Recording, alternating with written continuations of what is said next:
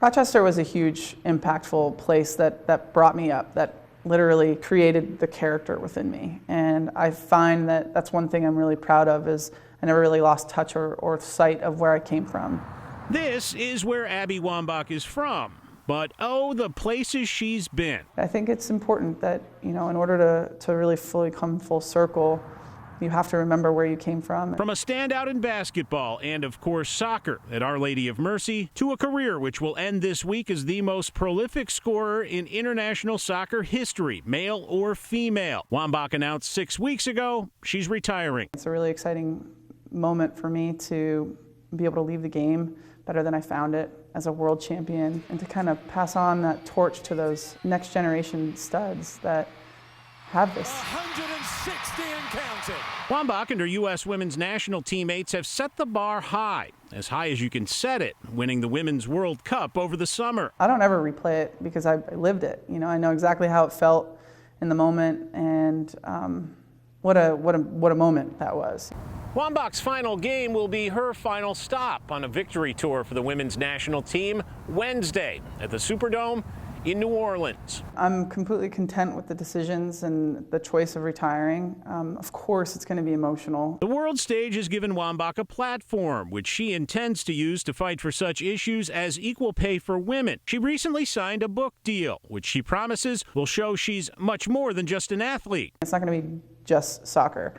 It will be about my life and the struggles that I've gone through and the amazing moments I've been able to achieve and have. Abby Wambach says she first got the notion when she was growing up that she could make a living playing soccer. That turned out to be a massive understatement, a legendary career to be celebrated once more this week in New Orleans. Spending the next quality few days with my teammates, and to be able to spend that last day, all my friends and family will be there, so it's going to be really special. Seth Voorhees, Time Warner Cable News.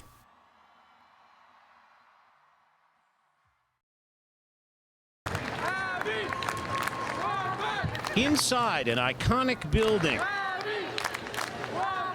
a fitting place to call it a day on an iconic career. The reality is I'm complete about this career. Abby Wambach's beast. Abby Wambach's beast. At the Superdome in New Orleans, it was crystal clear who the crowd favorite was. She's been playing so long and she's been so good. As Rochester native Abby Wambach took part in her last practice ever before her last game ever. She dreams big. She speaks big. Everything she does is big. I don't know. I just think that it's going to be a special moment for me. The match Wednesday versus China is the final one of a victory tour following the U.S. Women's World Cup Championship. 6 weeks ago, Wambach announced her retirement. It is now better than I found it. There are players that are better than I am. The Mercy High School graduate met with the press and shared her thoughts about the final game. Whoever gets to be on the field, I just hope that they're not crying. Because if somebody else starts crying, then maybe I will lose it. As the victory tour winds down, Wambach says it's given her a chance to reflect on her career, on those who supported her coming up in her hometown, and also what Rochester means to her. Rochester has meant so much to me. Miss Bowden's coming down for the game, and I don't know, it's going to be an amazing night just to be able to celebrate one last time. Abby Wambach leaves soccer as the most prolific international scorer ever, man or woman.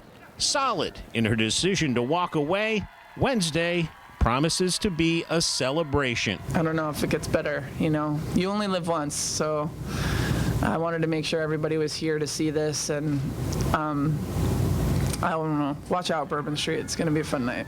In New Orleans, Seth Voorhees, Time Warner Cable News. There's something significant about tonight. In New Orleans, the crowds arrived knowing they were in for something special. I brought a lot of tissues with me, and so did he. That included Abby Wambach's parents.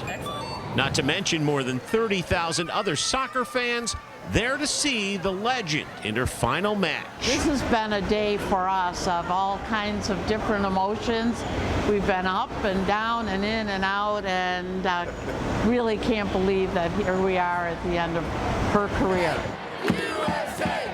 USA! against China brought adoring fans. She's epic. It's the sport. She's done so much for this sport, and I think that it's great.